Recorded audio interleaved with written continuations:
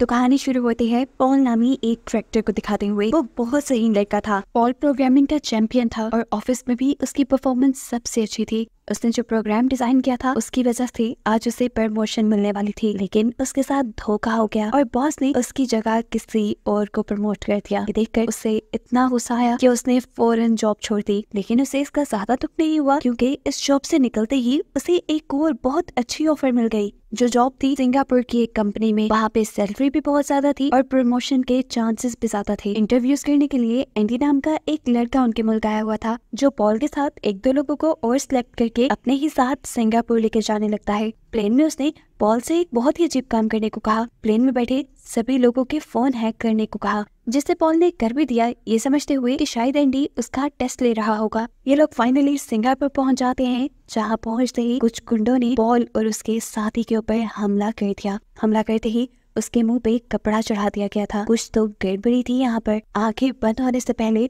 उसने इन गुंडों के साथ एंडी को भी देखा था और उसी लम्हे वो समझ गया था कि जिस जॉब की लालच में वो यहाँ तक पहुँच गया है वो जॉब जरूर एक स्कैम है। खैर, जब पॉल और उसके साथी की आंख खुली तो वो एक दूसरे मुल्क में थे। इस नए मुल्क में ये लोग एक अजीब सी फैक्ट्री के पास आकर रुके थे, जहाँ पर इन्हें मिलता है बेन, गैम्बलिंग इंडस्ट्री का सबसे बड़ा गैंगस्टर। वो इन्हें यहाँ बताता है कि तुम आज से हमारे साथ काम करोगे और अगर नहीं करोगे तो अपना हशर खुद ही देख लेना। पॉल इस बात से बुरी तरह डर चुका था। उसे अब फैक्ट्री के अंदर लेकर आया गया, जहाँ पर सभी लोग कंप्यूटर पे बैठे काम कर रहे थे। सबके मुंह से लग रहा था कि ये काम उनसे जबरदस्ती करवाया जा रहा है और जो ये काम नहीं करता था उसे टीजर गन से टॉर्चर भी किया जाता था। यहाँ पर मौजूद सभी लोग गैम्बलिंग एप्स बना रहे थे। इसके बाद इन सबको सेकंड फ्लोर पर लेकर जाया जाता है, जहाँ पर बड़े बड़े सॉफ्टवेयर इंजीनियर्स काम करते थे, जिनको प्रोग्रामिंग और डेटा माइनिंग बहुत अच्छे से आती थी। और मजेदार की बात ये थी कि यहाँ पर मौजूद लोगों को सैलरी भी पे की जाती थी, वो भी निचले फ्लोर के लोगों से ज्यादा। इसके बाद पॉल और उन सभी लोगों को बेन तीसरे फ्लोर पर लेकर जाता है, जहाँ पे बहुत सारी खूबसूरत लड़कियां थी और ये काम करती थी लड़कों को गैम्बलिंग के जाल में फंसाने का। इन लड़कियों से भी ये सारा काम जरूर जबरदस्ती ही करवाया जा रहा होगा। और ये बात जान के पॉल अंदर तक टूट गया, क्योंकि उसके सारे ख्वाब चकनाचूर हो गए थे। वो जिस उम्मीद से आया था कि उसका करियर सेट हो जाएगा, सब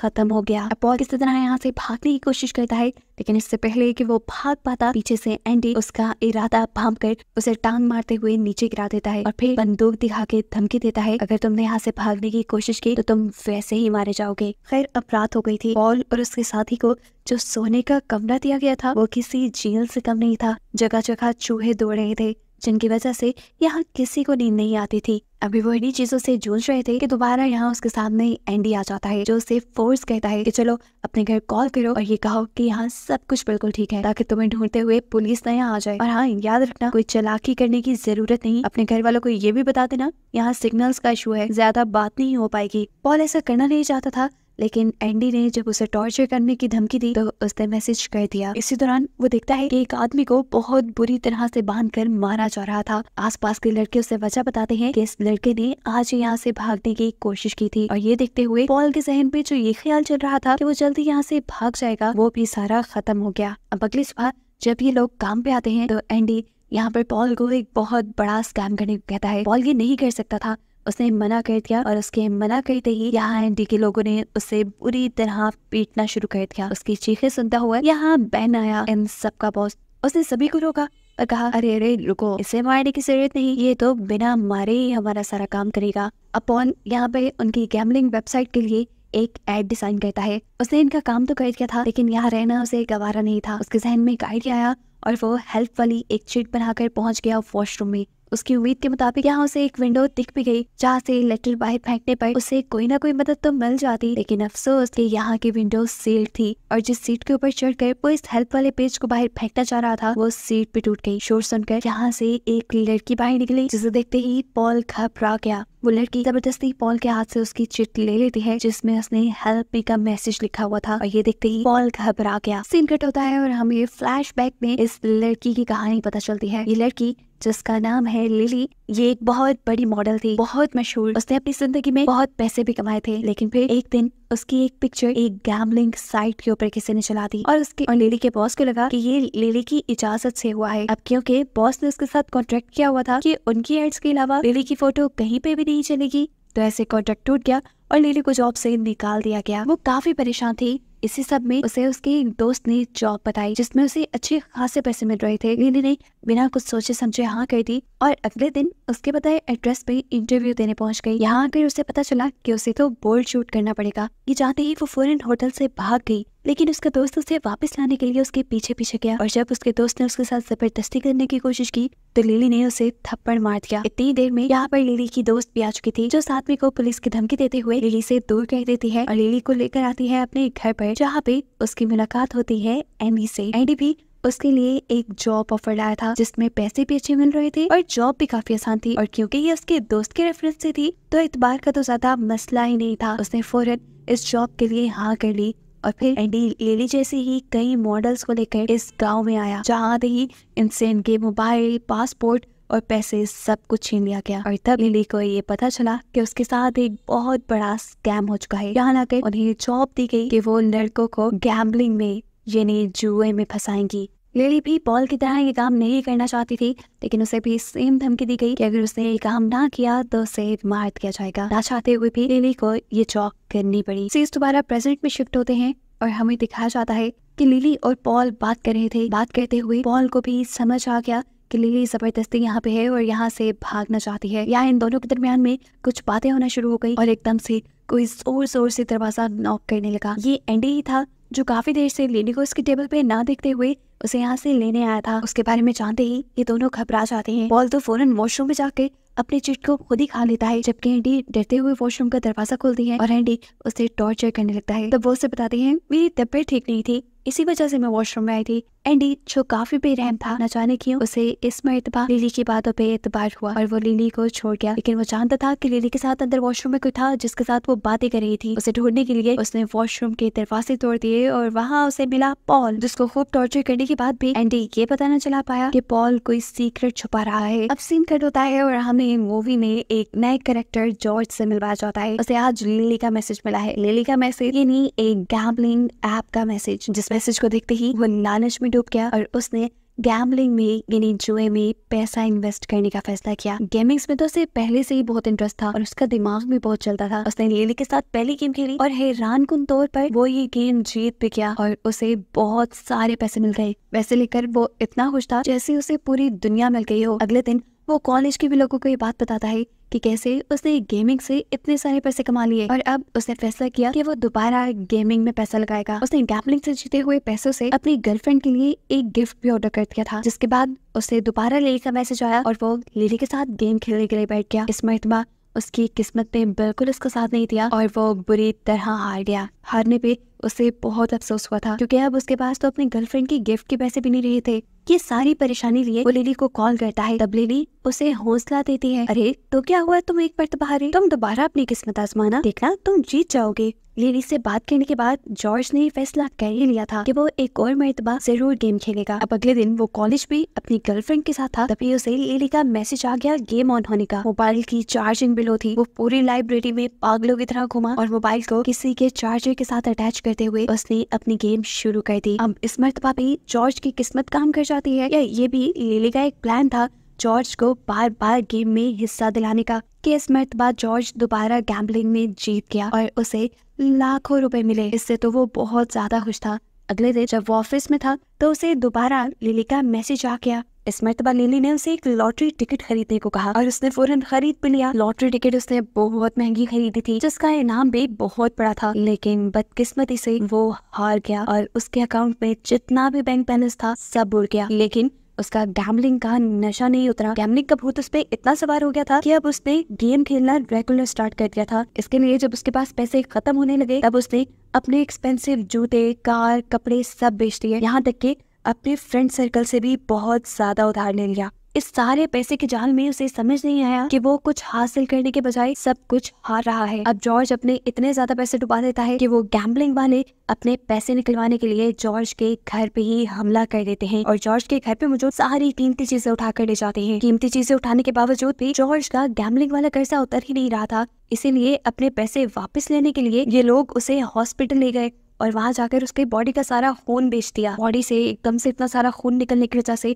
वो बहुत ज्यादा बीमार हो चुका था। अपने बेटे की हालत उसके पेरेंट्स से खराब देखी नहीं गई और फिर उसके पेरेंट्स ने अपनी सारी प्रॉपर्टी बेचकर उसका इलाज करवाया। साथ ही साथ उसका सारा कर्जा भी उतार दिया। अब उन्हें उम्मीद थी कि जॉर्ज ठीक होकर ये सब कुछ नहीं करेगा, वो इस सब से सीखेगा, लेकिन जिंदगी में इतना बड़ा हादसा होने के बावजूद भी वो बिल्कुल नहीं संभला और उसने दोबारा गैम्बलिंग शुरू कर दी। लेकिन इस मर्तबा सैम यानी इसकी गर्लफ्रेंड इसका बहुत ख्याल रख रही थी और इस मर्तबा जब जॉर्ज ने बेट लगाई तो हैरान कुन तौर पे वो जीत भी गया पूरे 1 करोड़। इससे पहले कि वो खुश हो जाता, उसे उसकी गर्लफ्रेंड से पता चलता है कि वो उसकी बेट को पहले ही कैंसिल कर चुकी थी और ये जान के उसे बहुत ज्यादा गुस्सा आया। अब जॉर्ज जो गैम्बलिंग के लिए पागल हो चुका था, उसे किसी तरह तो पैसे चाहिए थे, इसीलिए उसने अपनी ग्रैंड माँ का सारा गोल्ड भी बेच दिया, घर की सारी कीमती चीजें बेच दी। और तब भी जब उसका दिल नहीं भरा तो उसने अपनी मॉम को ब्लैकमेल करते हुए उनसे उनके क्रेडिट कार्ड का, उनके लॉकर का, हर जगह का पासवर्ड लेकर वो सारे पैसे भी गवा दिए और बाद में अपना घर भी गिरवी रख दिया और सारे के सारे पैसे गैम्बलिंग में लगा दिए। लेकिन कोई फायदा नहीं, क्योंकि अब वो कोई बेट जीत नहीं पा रहा था। असल में ये सारा एक स्कैम था। पहले गैम्बलिंग वाले खुद लोगों को जितवा कर उन्हें पैसे देकर उन्हें गैम्बलिंग का चस्का लगवाते थे और बाद में जब वो लोग पूरी तरह गैम्बलिंग में पागल हो जाते थे तो उनका सारा पैसा बटोर लेते थे। और जब ये चीज खुद जॉर्ज को समझ आई तब तक बहुत देर हो चुकी थी। उसके पास से उसका घर तक जा चुका था, उसके पेरेंट्स की सारी चीजें भी, वो सब लोग सड़क पे आ गए थे और ये जानकर उसे बहुत बड़ा सदमा लगता है। उसकी गर्लफ्रेंड ये जान लेती है कि अब उसकी दिमागी हालत ठीक नहीं है, इसलिए वो उसका पीछा करते हुए घर तक आ गई। वो चिल्लाती रही, जॉर्ज कुछ मत करना, देखना हम सब मिलकर सब ठीक कर देंगे। लेकिन उसकी सारी बातें सुनने से पहले ही जॉर्ज ने अपने अपार्टमेंट से जंप करते हुए अपनी जान दे दी। अब सीन कट होकर हमें बहन को दिखाया जाता है जो कि अपने इसी गैम्बलिंग के बिजनेस से बहुत ज्यादा पैसा कमा चुका है और इसी की वो आज पार्टी कर रहा है। सभी लोग बहुत खुश हैं, ये जानते हुए भी कि उन्होंने ये पैसा लोगों को धोखा देकर उनकी जानों को खतरे में डालकर कमाया है। खैर आज लिली बहुत ज्यादा खुश थी क्योंकि उसने अपने 5 मिलियन कस्टमर्स पूरे कर लिए थे और ये किया था उसने पॉल की मदद से। जिस दिन वॉशरूम में वो दोनों बातें कर रहे थे तब पॉल ने उसे कहा था, मैं तुम्हारी यहाँ से जाने में मदद कर सकता हूँ, प्रोग्रामिंग के जरिए मैं तुम्हारे 5 मिलियन कस्टमर्स पूरे करवा दूंगा और फिर तुम यहाँ से चली जाओगी। अब इसी चीज के चलते वो बेन के पास आती है और उससे अपना पासपोर्ट मांगती है क्योंकि फाइनली अब वो घर जा सकती थी। लेकिन बदकिस्मती उसकी कि बेन ने उसे बताया कि तुम अभी घर नहीं जा सकती, तुम्हें 10 मिलियन का टारगेट पूरा करना होगा अब घर जाने के लिए। और ये सुनकर उसकी सारी उम्मीदें टूट गईं। वो काम करने से मना भी नहीं कर सकती थी क्योंकि इसका अंजाम भी उसे पता था। यहाँ पर अब बेन पॉल से भी बहुत खुश था क्योंकि उसने यहाँ के सारे सिस्टम को इतना हाईटेक कर दिया था कि अब बेन को गैम्बलिंग के लिए दूसरे वर्कर्स की जरूरत नहीं रही थी। उसका सारा काम ऑटोमेटेड हो गया था कंप्यूटर्स के जरिए। इसी वजह से वो पॉल से बहुत ज्यादा खुश था और वो पॉल से कहता है, बताओ तुम्हें क्या चाहिए। और पॉल यहाँ अपने बारे में कुछ सोचने के बजाय यहाँ के सभी वर्कर्स की छुट्टी मांगता है। सब पॉल के इस फैसले से बहुत खुश थे, काफी उसे बात कर जा रहे थे, एक्साइटमेंट बहुत ज्यादा थी। जाते हुए एक लड़का पॉल से मिलकर भी जाता है जिसके हाथ में पॉल ने सीक्रेटली एक नोट दे दिया। इस नोट के अंदर बहुत कुछ लिखा हुआ था। असल में ये पुलिस के लिए एक सिग्नल था और नोट पकड़ने वाला लड़का भी ये बात समझ गया। एयरपोर्ट तक इन सबको छोड़ने के लिए एंडी जा रहा था, लेकिन रास्ते में ही अब एंडी का मन किया सिगरेट पीने का। पैसे उसके पास नहीं थे, इसीलिए उसने सारे वर्कर से पैसे मांगना शुरू कर दिए। किसी के पास भी पैसे नहीं निकले सिवाय उस लड़के के जिसे पॉल ने नोट पकड़ाया हुआ था। एंडी जब उसकी सिगरेट लेने गया तो शॉपकीपर ने बताया, एक्सक्यूज मी सर, ये नोट नहीं चल सकता, इस पे कुछ लिखा है। एंडी ने जब उस नोट को पढ़ा तो वो गुस्से से आग बकोला हो गया। वो समझ गया कि पुलिस को कोई खबर पहुंचाने वाला था। गुस्से में वो बस एयरपोर्ट लेने के बजाय वापस अपनी फैक्ट्री में ले आता है और बेन को सारी बात बता देता है कि कैसे ये सब लोग मिलकर यहाँ की इंफॉर्मेशन पुलिस को देना चाहते हैं। बेन को भी गुस्सा आ जाता है और वो सभी लोगों को टॉर्चर करने का ऑर्डर देता है। ये टॉर्चर पॉल और लिली दोनों से ही बर्दाश्त नहीं हुआ और सबको बचाने के लिए उन दोनों ने अपने ऊपर इल्जाम ले लिया कि असल में वो हम ही हैं जो पुलिस तक यहाँ की खबरें पहुँचाना चाह रहे हैं। उन दोनों के इस किए की सजा के तौर पर पॉल की तो एक टांग ही काट दी जाती है, जबकि एंडी लिली के सारे नेल्स उखाड़ देता है जिससे उसे बहुत ज्यादा दर्द हुआ। अब ये लोग कुछ और गड़बड़ी ना कर दी, इसीलिए बेन इन सबको किसी दूसरी जगह शिफ्ट करने का ऑर्डर देता है। और जब बस के जरिए इन्हें दूसरी जगह ले जाया जा रहा था तब लिली ने हिम्मत की और उसने विंडो से बाहर जंप कर दी। वो भागते हुए फौरन पुलिस स्टेशन पहुंची और उसने जाते ही बेन और एंडी के खिलाफ रिपोर्ट कर दी, ये जाने बगैर कि यहाँ की पुलिस भी बेन और एंडी की खरीदी हुई है। थोड़ी देर बाद एंडी लिली को लेने के लिए यहाँ पहुंच जाता है। उसके साथ जो आदमी थे वो अब लिली को टॉर्चर करने लगे थे और लिली इस सारे टॉर्चर की वीडियो बना रहा था। बहुत ज्यादा टॉर्चर करने के बाद लिली को एक बोरी में डालकर ये लोग पानी में फेंक देते हैं। इसके बाद एंडी के जब सभी लोग यहाँ से चले जाते हैं तो वो लिली को पानी से बाहर निकाल देता है और उसे उसका फोन और पासवर्ड वापस कर देता है। और यहाँ हमें मालूम हुआ कि एंडी सीक्रेटली लिली से प्यार करता था और वो लिली को वापस इसीलिए नहीं लेकर गया क्योंकि बेन उसके साथ बहुत बुरा सलूक करता और बेन को यकीन दिलाने के लिए कि लिली मर गई है उसने ये सारा नाटक किया। लिली भी यहाँ उसका शुक्रिया करती है और फौरन एयरपोर्ट पे चली जाती है, जहाँ एयरपोर्ट पे उसे मिली अपनी ही दोस्त जो कि एयरपोर्ट सिक्योरिटी में जॉब करती थी। लिली ने घबराते हुए उसे सब बता दिया जो उसके साथ हुआ था और बेन की सारी गैम्बलिंग एजेंसी का भी राज फाश कर दिया। यहाँ उसे मालूम हुआ कि बेन की गैम्बलिंग की चैन इतनी बड़ी है कि उसे इतनी आसानी से पकड़ा नहीं जा सकता। इसीलिए पुलिस ने भी बहुत ही होशियारी से बेन को पकड़ने का एक प्लान बनाया और चुपके से पॉल के पास एक नोट भिजवाया गया जिसपे एक डेट और टाइम लिखी थी और लिखा था कि इस दिन इस टाइम पर तुम अपना फायर अलार्म ऑन कर देना। पॉल भी सारा कुछ समझ गया कि किसी ने इस चीज की रिपोर्ट पुलिस को कर दी है। उसने भी खास डेट और टाइम के ऊपर आग जलाते हुए वहाँ के फायर अलार्म जला दिए और ऐसा होते ही पुलिस फोर्स ने यहाँ पे रेड कर दी। अब बेन इस सारी चीजों से बहुत ज्यादा घबरा चुका था। उसे पता नहीं चला कि कैसे पुलिस ने उसे पहचान लिया और कैसे वो यहाँ तक पहुँच गई। थोड़ी देर बाद आखिर वो समझ गया कि उसे असल में किसी और ने नहीं बल्कि उसके अपने साथी एंडी ने धोखा दिया था। उसे में बेन एंडी को मारना चाहता था लेकिन वो ये नहीं कर पाया क्योंकि एंडी और उसका सालों का साथ था, वो भी भाइयों जैसा। इससे पहले कि वो कुछ और कहते